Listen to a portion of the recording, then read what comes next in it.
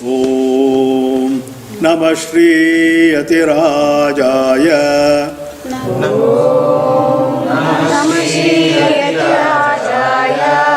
Vivekananda Suraye. Satchit Sukha Swarupaya. Swamine Tapaharine.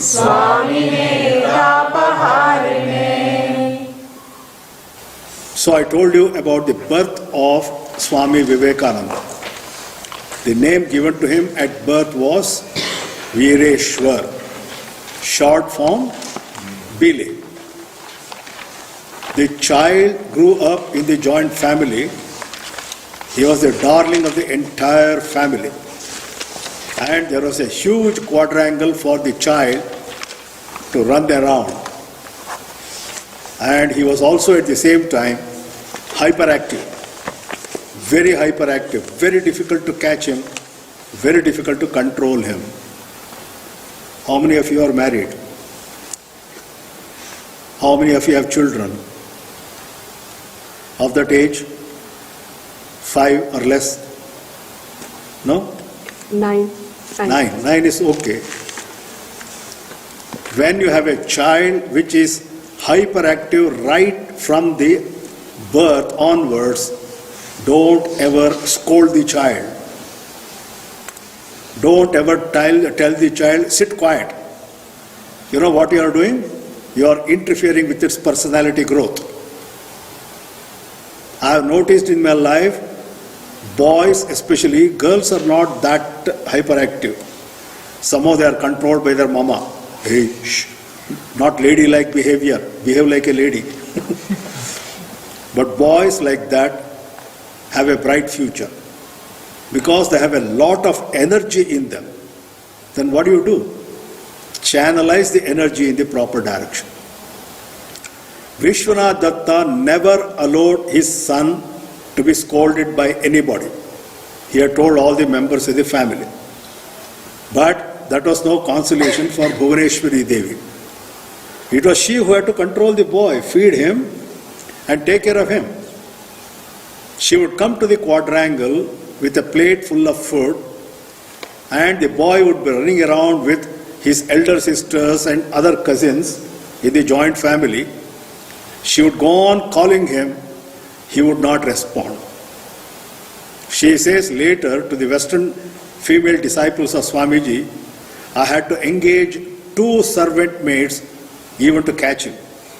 He was so difficult to catch. One day she was sitting there in the quadrangle and she saw a bucket lying in front of her full of water.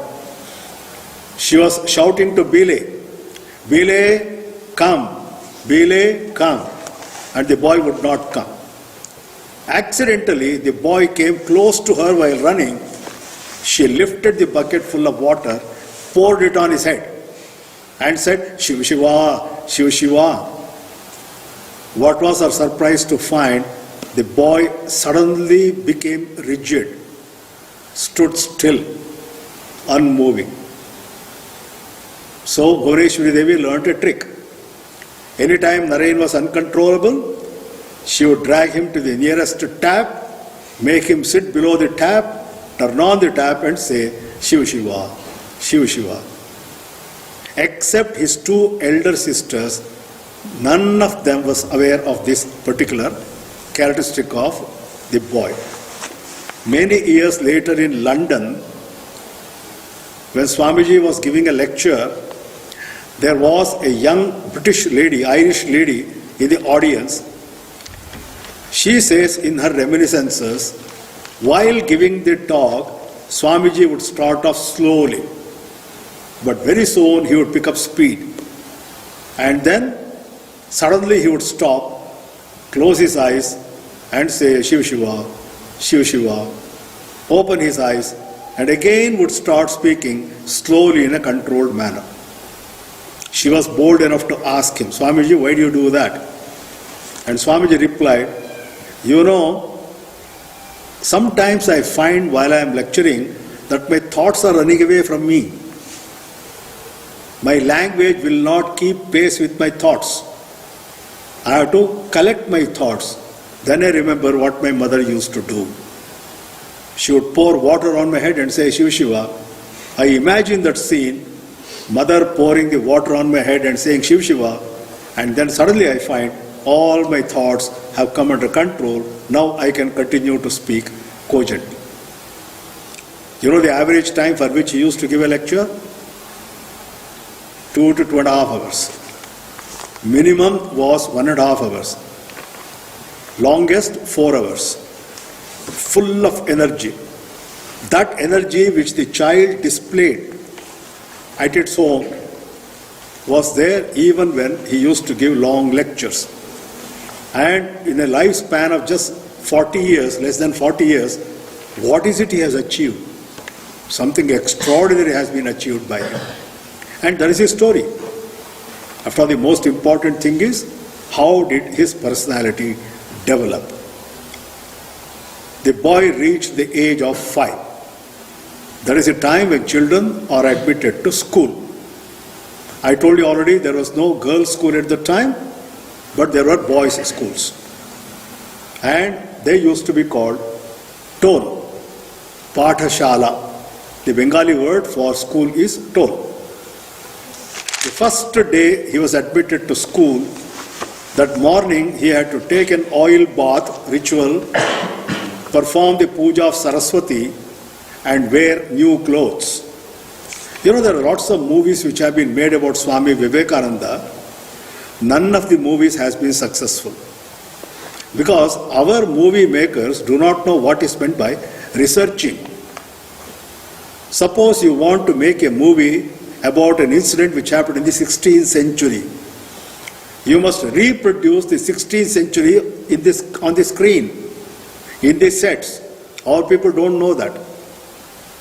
The latest movie about Swami Vivekananda shows the boy going to school wearing a white shirt, half arm and half pants and a tie, going to school.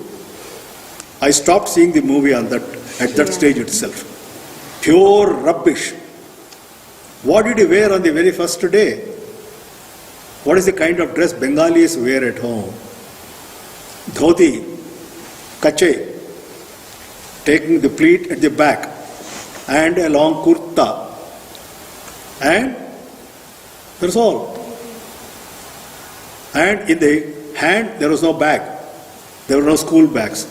You had to carry the books in the hand and a slate to write with chalk, one pencil. This was the equipment he had. So he was taken to school. The father and mother were very happy. They expected a bright future for the boy. 1 week later, the mother told the father, "We have a problem. Our boy, instead of learning Bengali alphabet and Bengali language, has started using slum language." Slum language. The father was shocked because they belonged to Bhadralok, gentlemanly family, highly educated. You know, his father was the most famous lawyer in Kolkata. So he went to the school and found that most of the children in this school were from the slum area. And the boy, Naren, had picked up their language. The father withdrew him from school, told him, "You don't have to go back to the school." But the boy was so full of energy, he had to be educated. So what did the father do? He engaged a private tutor. The private tutor used to come in the morning to teach Naren and other boys in the same area and in their own house, cousins, children, so on and so forth. It is a sizable group. Every morning, 9 o'clock, the teacher would come, Moshahid. He would come, Adhyapakji. All the boys would have taken bath, dressed neatly, they would come and sit like you people in front of the teacher. The class would start. Within 15-20 minutes, Naren would exhibit a peculiar behavior. He would slowly start stretching his feet backwards. He used to lean forward, almost lie flat on his stomach, with the chin cupped in his hands. How could he write? When he was sitting like this, how could he write, take notes? He would go on staring at the teacher.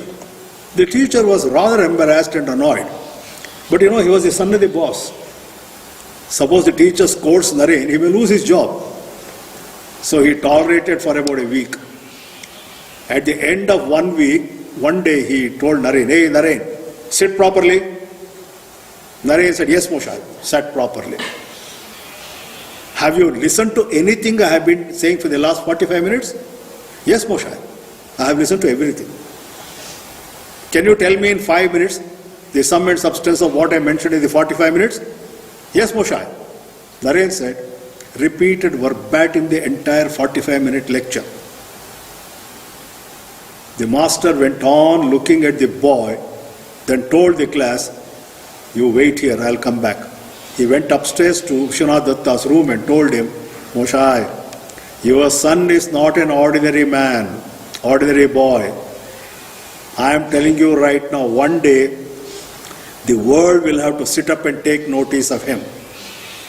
He is a genius.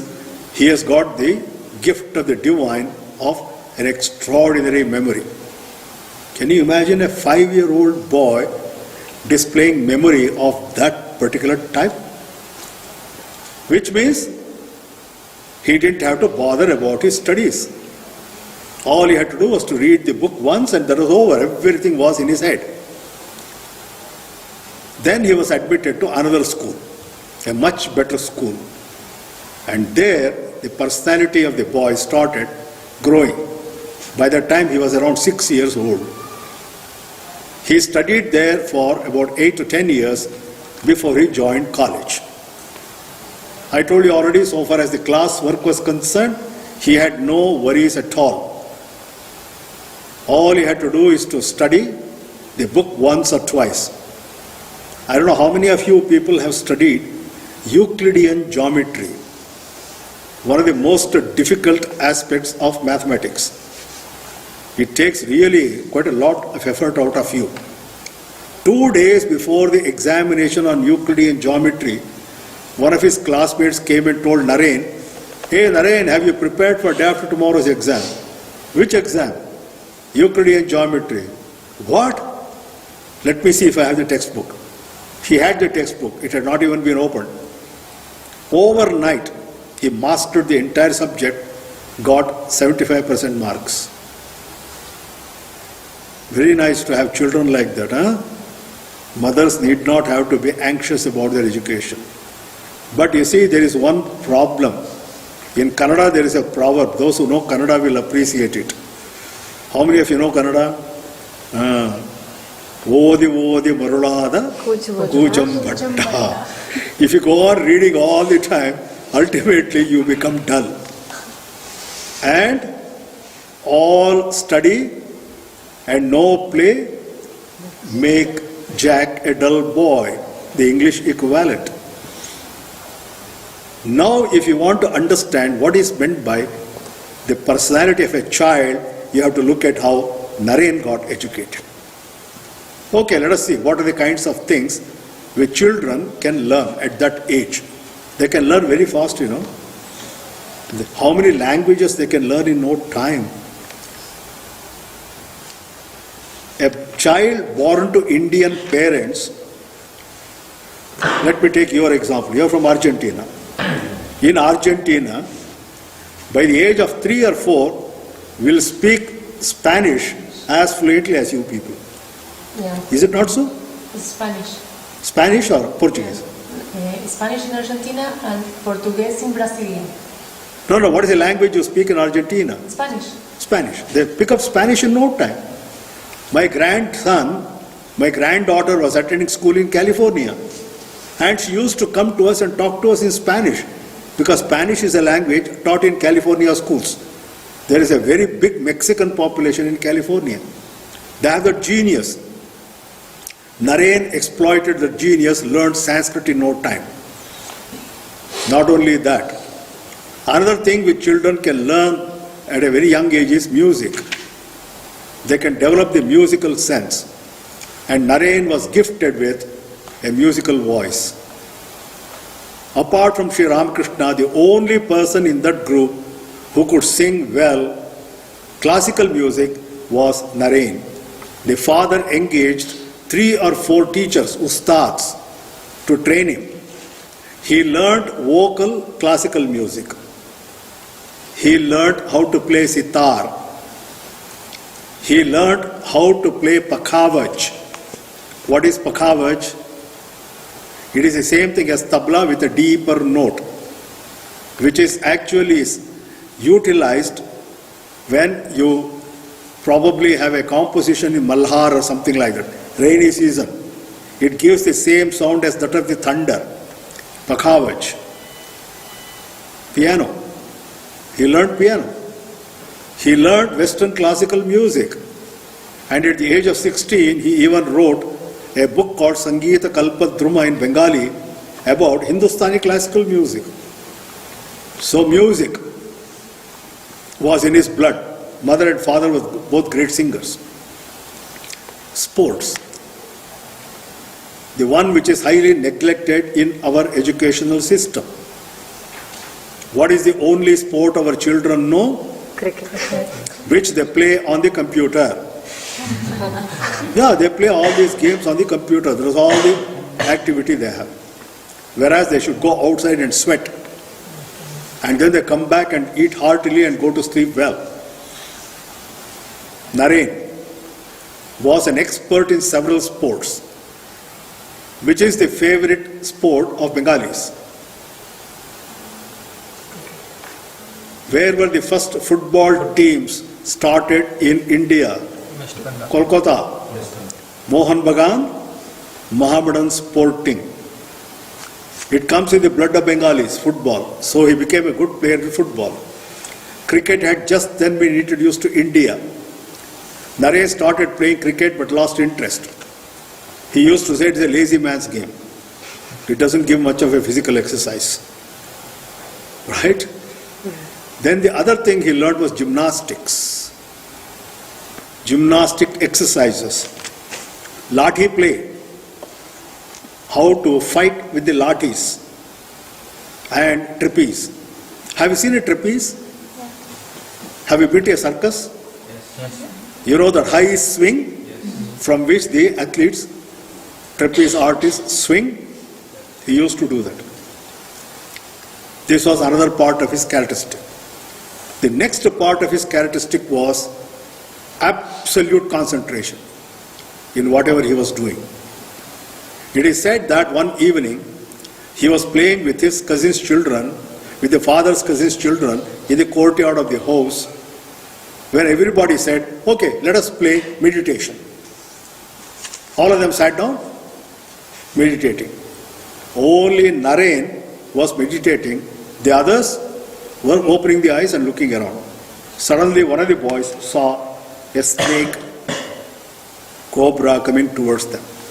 All the boys got scared, they screamed and got up and ran away.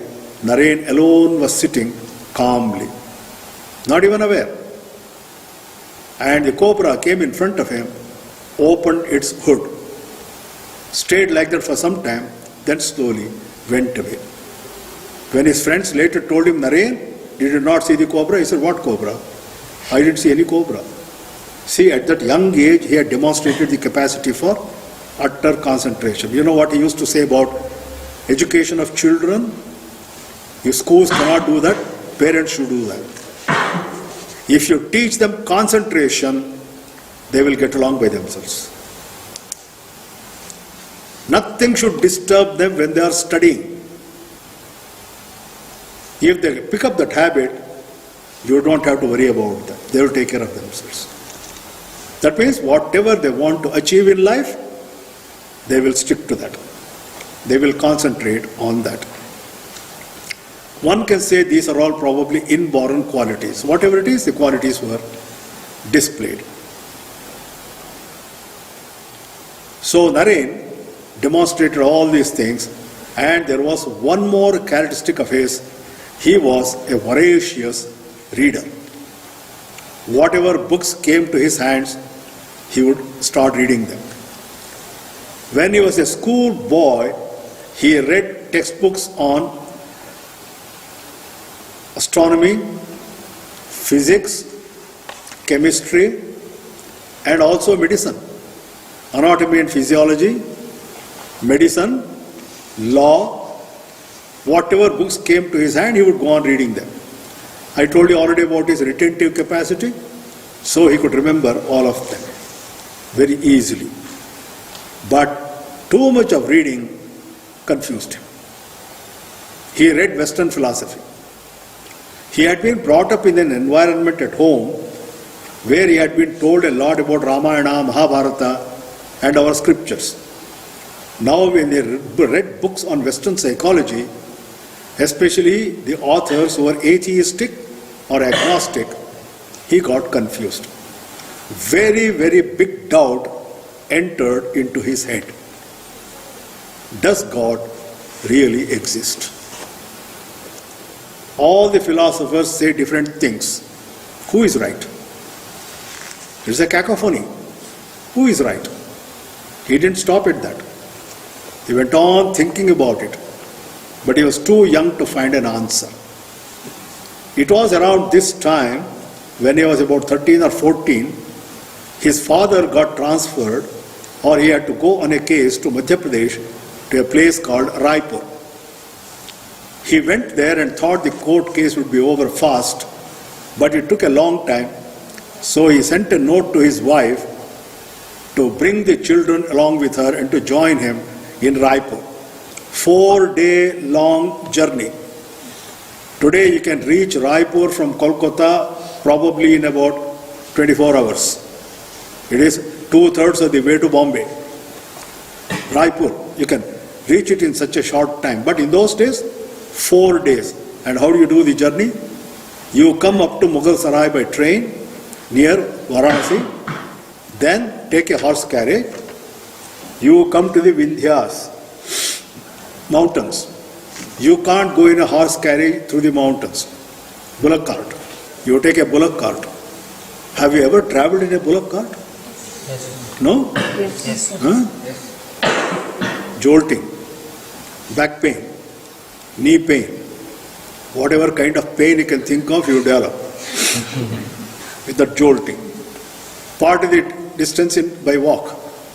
So after 4 days they reached Raipur, and the court case dragged on for 2 years. Naren could not come back to Kolkata. What about his education? The father arranged for a couple of tutors to come and teach him at home. Everything he would have learned in school had he been in Kolkata. Same syllabus, same books. And there were a large number of Bengali intellectuals in that area with whom Naren used to argue on equal lines. He had a very inquisitive mind. You know, his lawyer, his father used to have a large number of clients. And one of the hospitalities of Bengalis in those days was to give a hookah, entertainment. Whenever clients came, they would be given a hookah. And there were several types of hookahs, and Naren had been told, this hookah is for Hindus, that is for Muslims, this is for Parsis, this is for so and so. Naren asked the question, why? Why do you have different hookahs like this? The father said, no, you see, there is a custom. What will happen if a Hindu smokes from the hookah of a Muslim? Oh, he will lose his caste. It will be against the religion.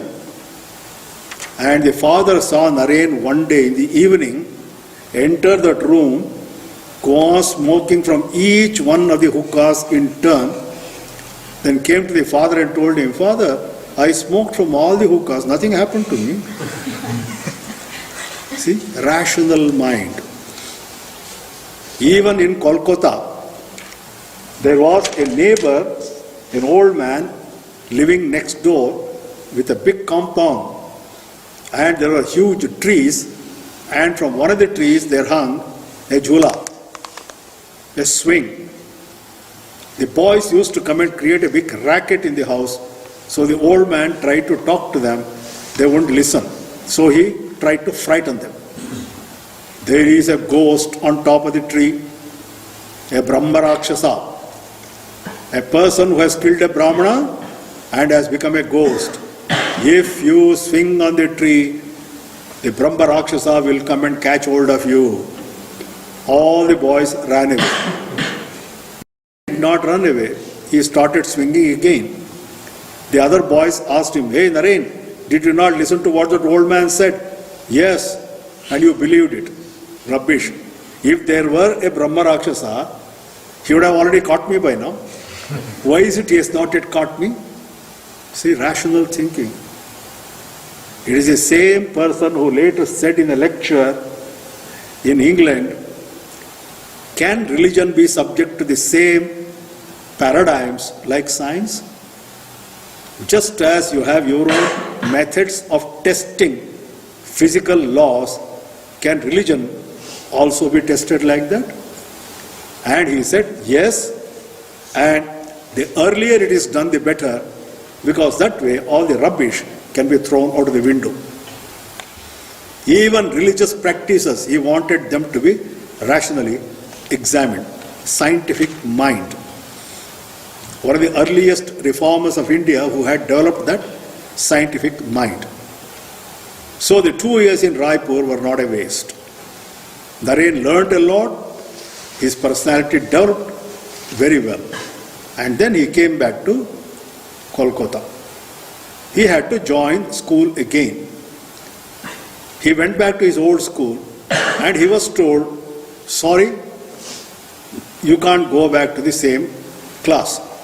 You have to start afresh. The father told the headmaster what he had done for the boy in Raipur for 2 years. The headmaster said, all right, let me see. He conducted an oral examination of Naren and finally told Vishwanath Datta, I think your boy is well up.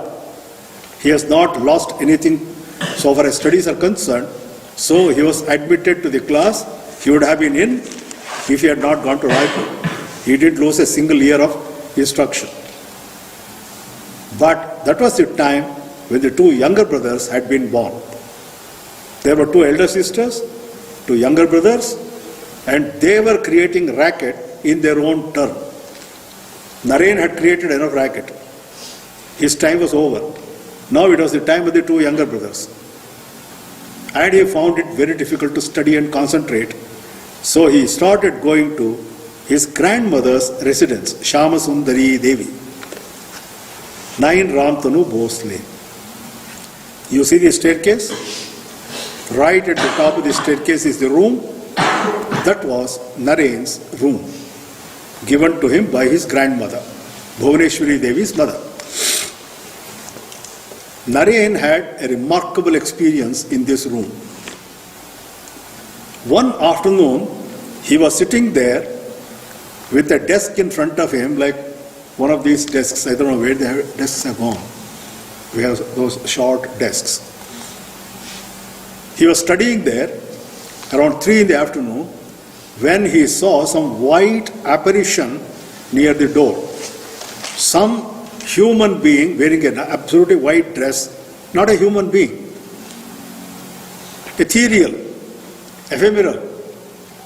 He got scared. He thought it was a ghost. It didn't even occur to him that you can't see a ghost at 3 o'clock in the afternoon. He rushed out of the room. 5 minutes later he came back. It had disappeared. And later he told his friends and his disciples, I remember the face. The face was that of the Buddha. He said, I had a vision of the Buddha. If you look at the picture of Swami Vivekananda, you notice something. Remarkable resemblance to the face of the Buddha. Squarish face, long ears, same bright eyes. In US and also in Japan, he had been mistaken for, or many people had thought that he was a reincarnation of the Buddha. Buddha being reborn, that comes later. This was a remarkable experience he had at that time. One more experience, a shape of things to come. Whenever he used to sit for studying, he would go on singing songs. And I told you he had a wonderful voice, very attractive music. Right opposite, when you come down the steps, you come to the quadrangle, small quadrangle, then there is a gate, door. You come out of the door, there is a street. Opposite, there was a house. And from the first floor of the house, a young girl sitting at the window would go on listening to his singing. The only problem with the young girl was she was a widow. And you know how strict our society was in those days about widows, young widows. They could not leave their home. They had to be confined to their home. Their life was miserable. She dared not come and talk to Naren. She had to sit by the side of the window and listen to his song. One day when Naren was sitting there and singing, he saw a movement. The girl had come out of her house, crossed the street, climbed up the steps, and was standing at the door. Naren realized, if somebody has seen this girl or is likely to see the girl, it will be a big scandal. And the girl would probably be punished.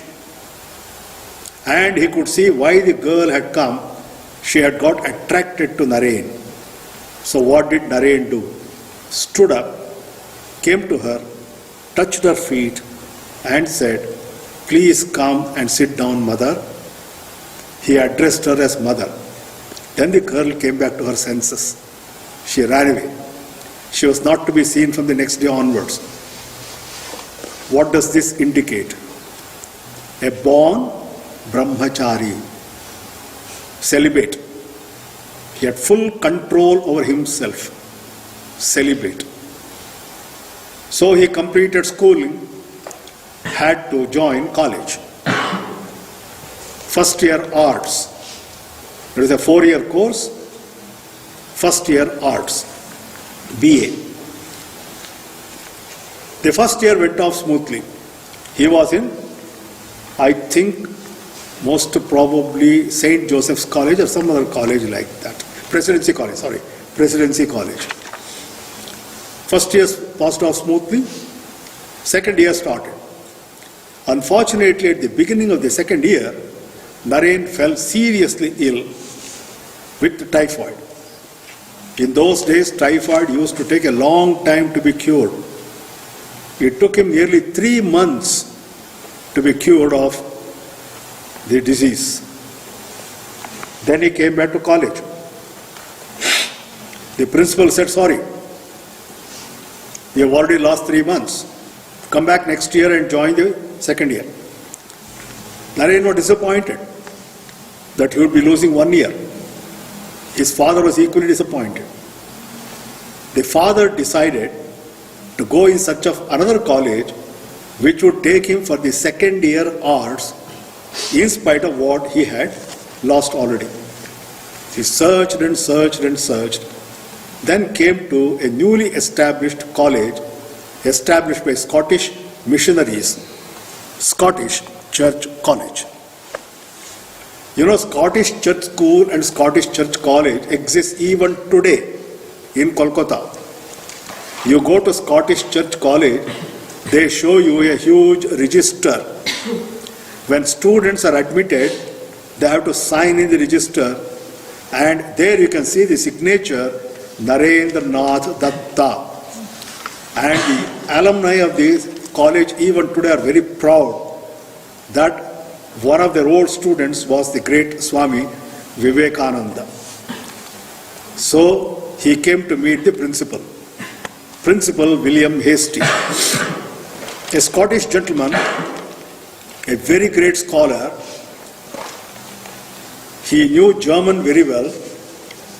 He had specialized in English poetry. That was his doctoral work. He had also taught in German universities.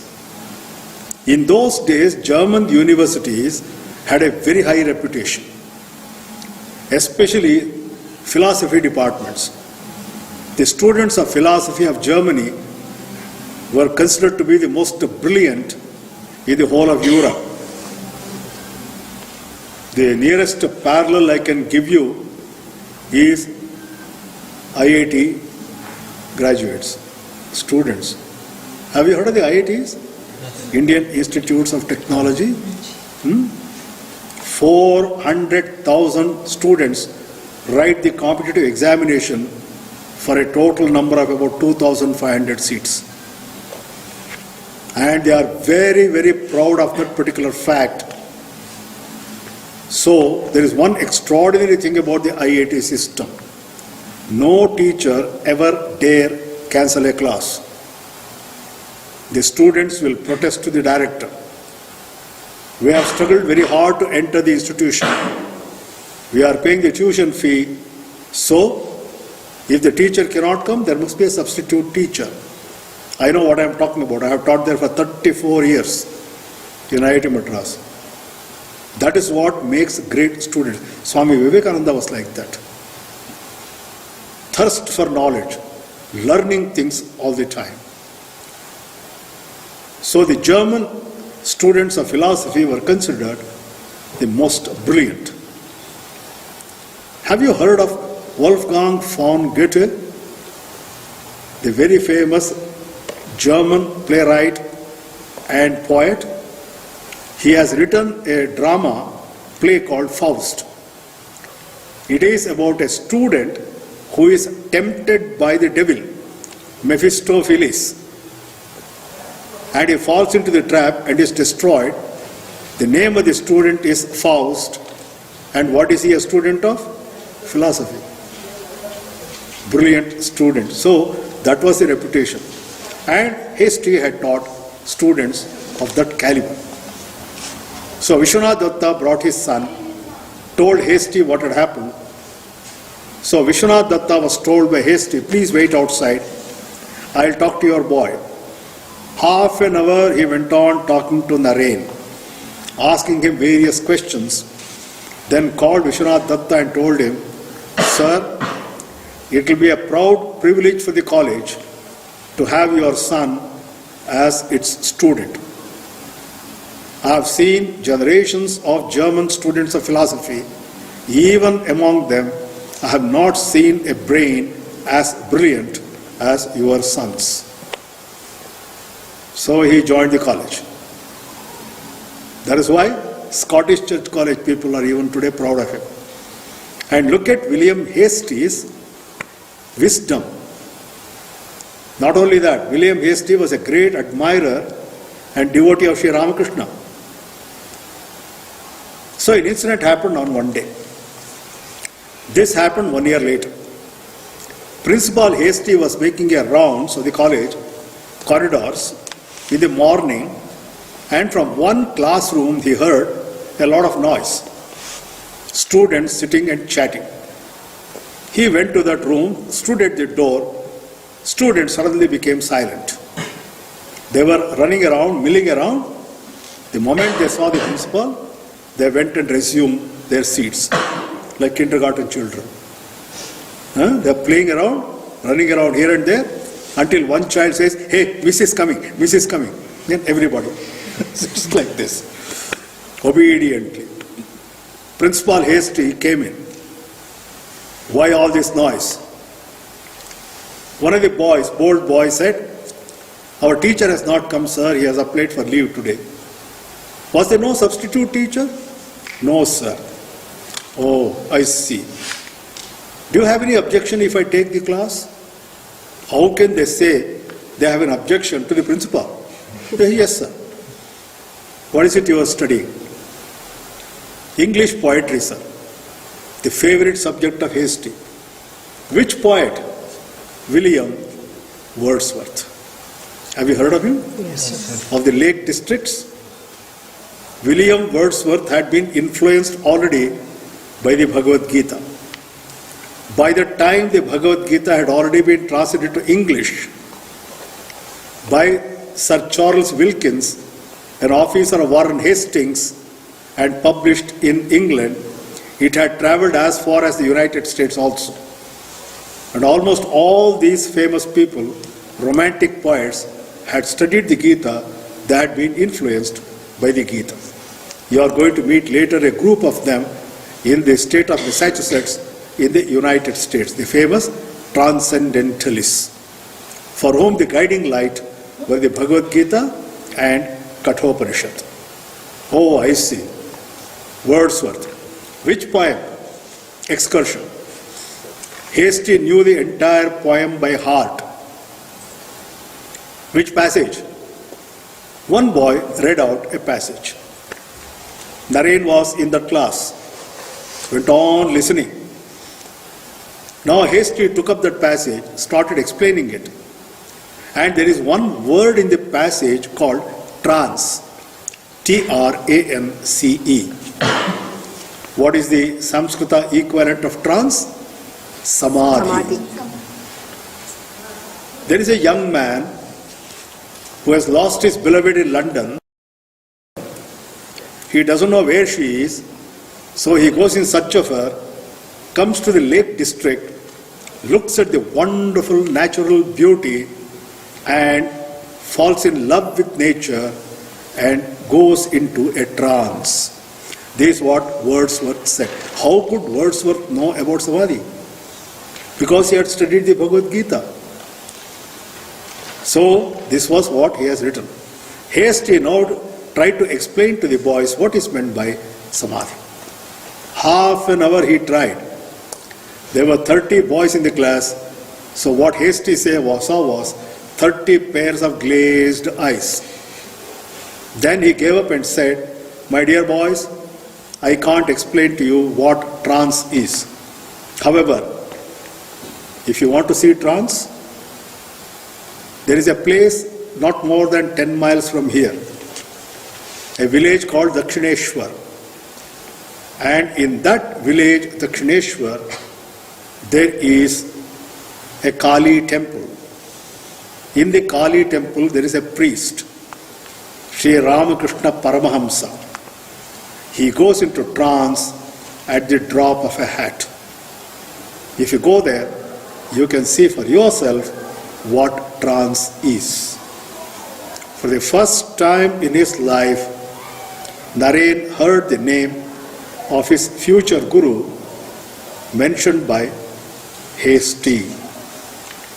Now remember the assignment I gave you?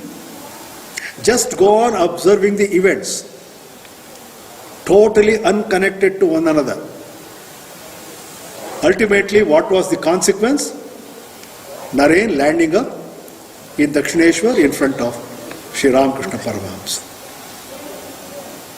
How the events happened, totally unconnected. It was not Naren's intention immediately to run to Dakshineshwar. He heard the name. It was registered in the brain, that is about all. He continued his studies. And then, let me see what comes next. Oh yeah. Some incidents started happening. October 1881. Naren had already completed by that time 18 years. He was in the 19th year. And next 1882 February, he was expected to complete his BA. That means he was in the final year. Right diagonally opposite to his house, there lived a rich merchant, Surendranath Mitra, who was a very great devotee of Sri Ramakrishna. He used to invite Sri Ramakrishna to his home occasionally for what the Bengalis call bhojan. What is bhojan? Bhajan. Huh? Bhajan. Then what else is it called? Bhojan. Yeah, bhajan plus bhojan. Bhojan. They pronounce both of them the same way. Bhojan. So if a Bengali invites you for bhojan, assume that he is calling you for bhajan and bhojan, and accept the invitation if you are not a diabetic. If you are a diabetic, God help you. My wife and I were in Kolkata for 10 days for a conference, and we stayed with a Bengali family. I am a diabetic, I was a diabetic then. They fed us rasgulla for breakfast, rasgulla for lunch, rasgulla for dinner. When I told the cook, "Arey, I am a diabetic, Saab, when you go back to Bangalore, you can cure yourself. But right now, enjoy Bengali hospitality." No, they are very fond of sweets. I somehow feel that Bengalis have a wonderful voice, including Sri Ramakrishna and Swamiji, probably because they eat a lot of sweets. Keeps their throat very sweet. That day, Sri Ramakrishna came to Surendranath Mitra's house. The second turning point in the life of Narendra. The first one was hearing the name of Sri Ramakrishna from Hasty. Second turning point was when he actually met and talked to Sri Ramakrishna in the house of Surendranath Mitra. Tomorrow.